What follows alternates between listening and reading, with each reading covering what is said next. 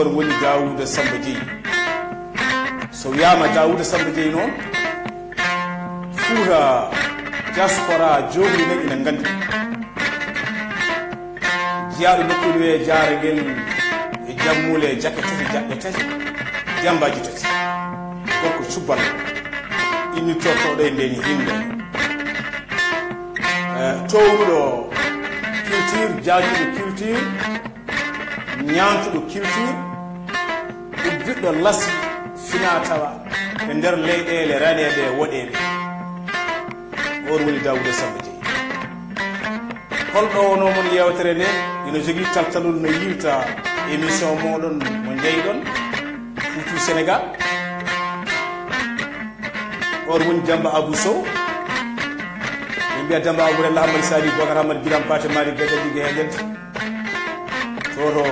wuro Calabe gale yambal bukke jeejoɗo kañere guesa farba ɗum noon en jetti Allah gonɗo Allah ñoota wonde Allahu Daouda Samba Diéye ambassadeur itinérant Del Hadji Oumar Foutiyou Tall bisimilla ma konngol ɗo maɗo amin jiiɗi andude holton Daouda Samba Diéye jeeya e nder duude adama nde ɓiɓɓe fuɗɓe fof nani kettimaɗa Daouda Samba Diéye.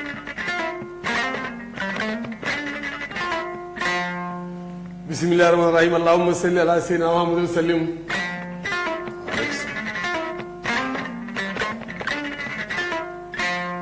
Demba Abou Sow a jarama caggal noon jettude Allah julɗo nabina sallallahu alaihi wasallam.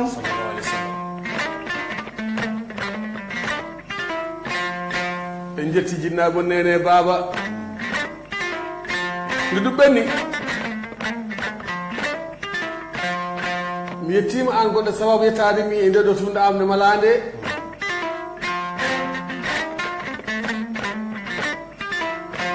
en jetti noon cosɗo nde ɗo henne yeɓirde ayawa habrirde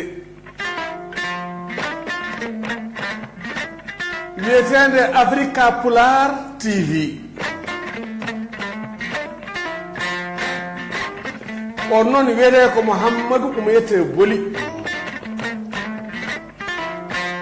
Mouhamed Boli noon sa welama nawmo Dara Layɓe nokku ceerno Tidiane Lajma Moussa Diassiré sakkuno ɓoɗo jamli e Cheikh Oumar mo faɗi mo nasi Cheikh Oumar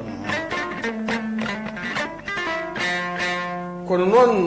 sa welamo nawmo kadi ɓoggue dogi jeeri moole waalo o ko kalajo ko muccide e ceenel haalayɓe sahoɓe komo demet komo ganki Babou Doure ari haara komo saye e calgu mbon jeeri sa dow jiwori sa dow jajal sa dow babaɓe ŋorel e jorol bahaw e sinthi dangɗe jeeri jugga sasirtaɗo koppa e manga e belcol nder mbos min mbima Seydi Boli gorko pullo caɗiɗo yawari o rewi e felo kaw makko professeur walla mbiya docteur Abdourahmani Ka alias Ngadiel Ka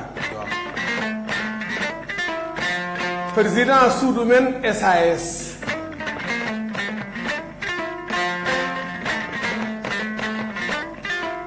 so tawi mi noddama e nden jonde e ngal ɗon dingiral mboɗo jogo en coftal taw kanko Abdourahmani Ka Ngadiel Ka o wi Daouda Samba Diéye ka ambassadeur am ka artiste am kadi mo jinmi mo cuɓimi e nder artiste uji kala mo jinmi aɗa jeeya hen kala mo tiiɗaɗomi mo tinmi aɗa jeeya hen yawnoɓe mbi so yanda hawre tallade joomi wonata ko yayi wata ko muusi kono wayata yawani Demba Abou Sow jaani yanke keblaɗo gendi yanke diine yanke laftuɗo addi kam ha ɗo ndeke ɗo addimi galle bodde mo ko galle baaɗi ko kanko Abdourahmane Ka alias Ngadiel Ka oɗo wiyeten Mouhamed Boli tawmi ɗo henne Madiou omo yetta Diallo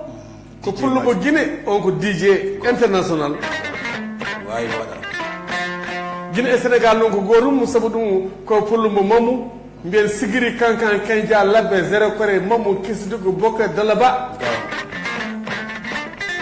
Conakry 1 Conakry 2 Conakry 3 Munas Janka Munas Kante oɗo ko taniraɓe Soumanguru Kante rectrice Africa Pulaar so nden noon so wiyama ummi koye Soumanguru Kante jarani namdal ko heddi ko ɗum duuɓi capan tati roi Soso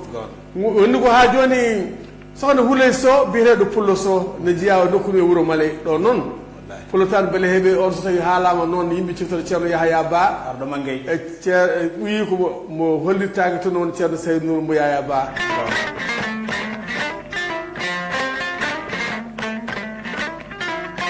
Amadou Belal Diallo noon Amadou Belal Diallo woni ko France kala ɗo gonɗa oɗon o wi koye numéro 1 suɓiɓe ɓe